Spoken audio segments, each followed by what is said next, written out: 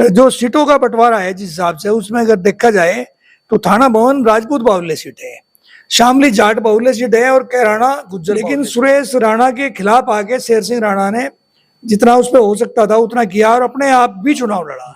वारिस राव की भी अपनी बहुत सारी वोट है।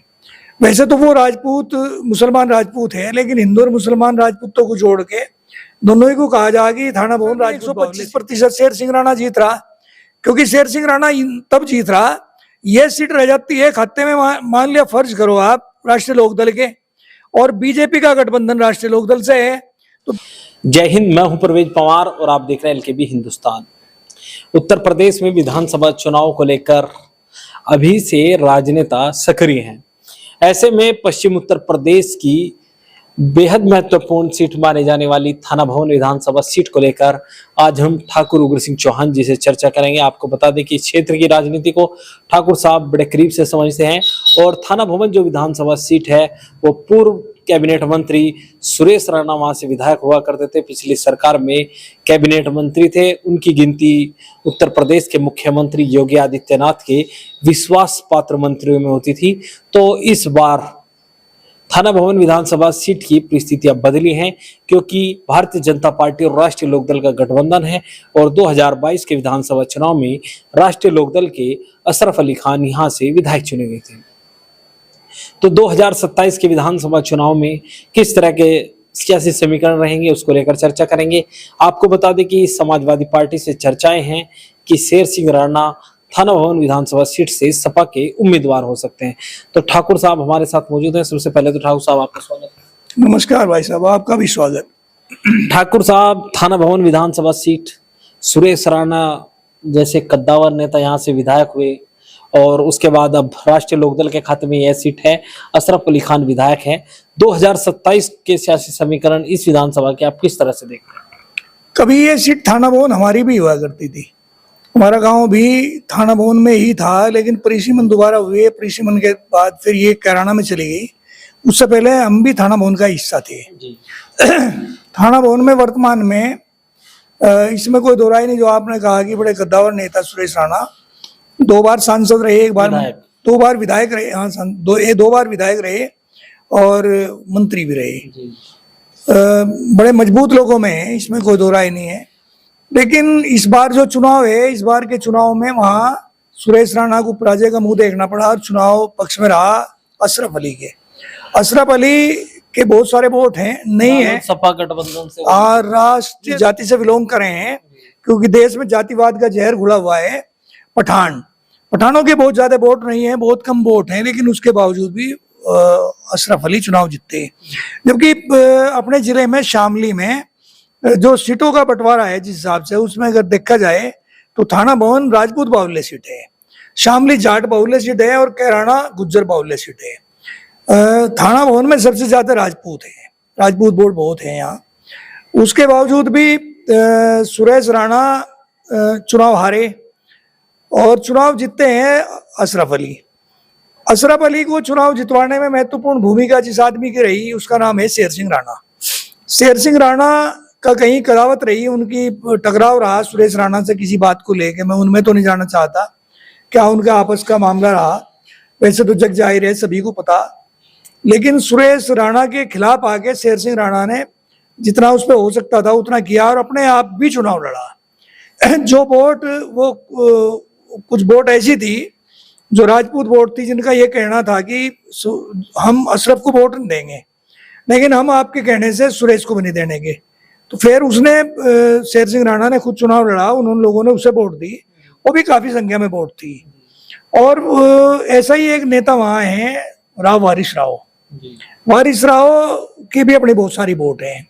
वैसे तो वो राजपूत मुसलमान राजपूत है, लेकिन हिंदू और मुसलमान राजपूतों को जोड़ के दोनों ही को कहा जाए कि थाना भवन राजपूत बाहुल्य सीट है।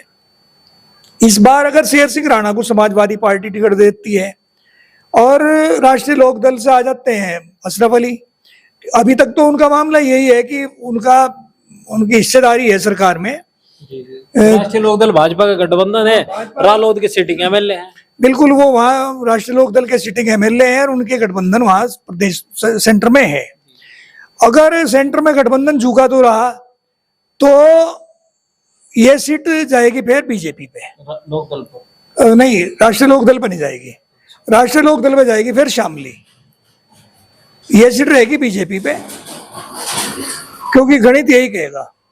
और तो आपको लगता है कि गठबंधन में जो सीटों का बंटवारा है वो दोबारा होगा, यानी थाना भवन पे जिस तरह से रालोद के विधायक हैं तो ये सीट भाजपा को दे दी जाएगी? निश्चित रूप से होगा। आप ये देखिए कि राष्ट्रीय लोकदल के 2 एमएलए जिले में हैं, तो क्या दोनों को दे दिया जाएगा? बिल्कुल नहीं मिलेगा, सीट तो एक मिलेगी, और वो सीट मेरे विचार से राष्ट्रीय लोकदल की जाएगी, क्योंकि राष्ट्रीय लोकदल का सबसे ज्यादा वोट है जाट वोट, और जाट वोट है बड़ा शामली में। थाना भवन में तो जाट वोट नहीं इतना ज्यादा है जो राष्ट्रीय लोकदल का वोट रहा हो।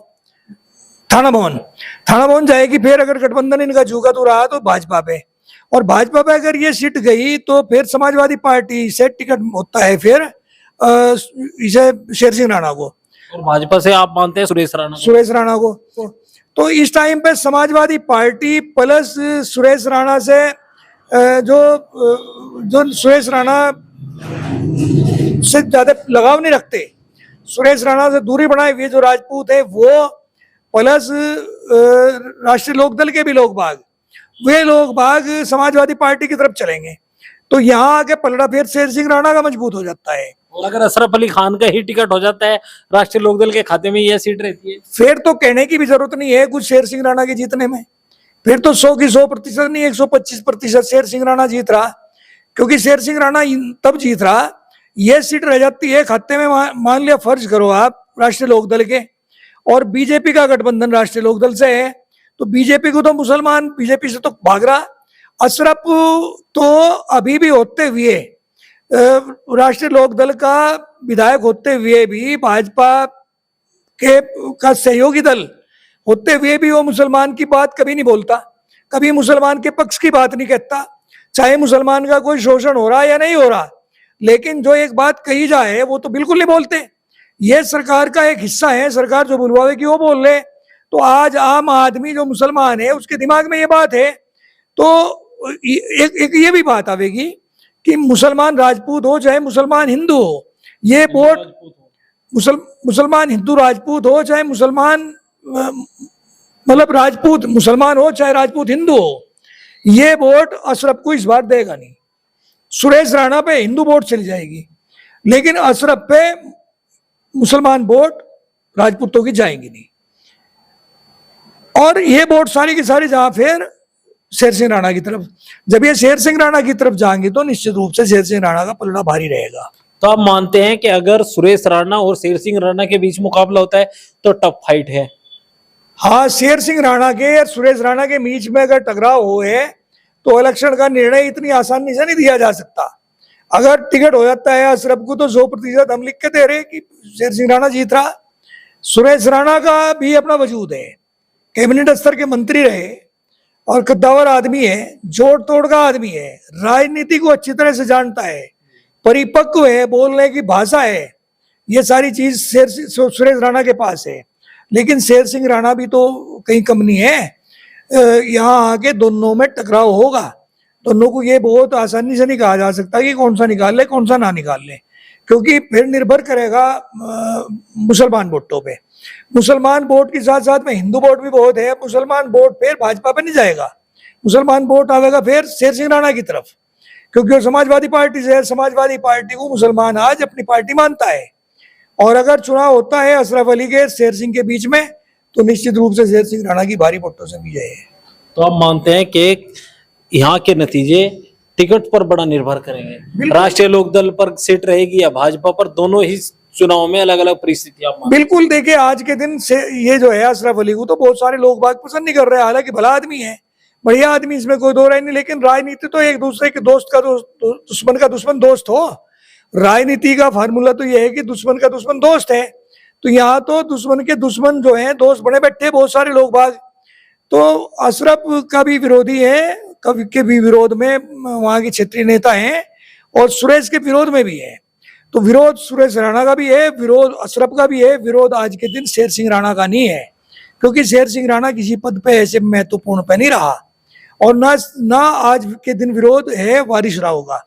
लेकिन वारिस राव भी निष्क्रिय आदमी है, काम करने वाला नहीं है, जो एक बहुत बढ़िया तरीके से नेता अपने लोगों के लिए, जनता के बीच में जाके काम करवाने के लिए जुझारूपन हो, पढ़ा लिखा आदमी है, सभ्य आदमी है, वो बात उसमें भी नहीं है। लेकिन आज के दिन अगर इन सारे कैंडिडेटों को देखा जाए तो शेर सिंह राणा भी मजबूत भूमिका में है, चुनाव को दिशा देने वाला आदमी है, चुनाव उसके पक्ष में जा सकता है अगर टिकट इसे समाजवादी पार्टी दे। तो थाना भवन विधानसभा सीट को लेकर हमने ठाकुर उग्र सिंह चौहान जी से चर्चा की। इनका कहना है कि अगर टिकट यानी मुकाबला अगर होता है सुरेश राणा और शेर सिंह राणा के बीच तो तब मुकाबला होगा, और अशरफ अली खान और शेर सिंह राणा के बीच अगर मुकाबला होगा तो शेर सिंह राणा को बढ़त मिल सकती है, ऐसा ठाकुर साहब का मानना है। आगे भी तमाम विधानसभा सीटों से जुड़ी तमाम अपडेट हम आपको देंगे। तब तक के लिए बने रहिए एलकेबी हिंदुस्तान के साथ। जय हिंद।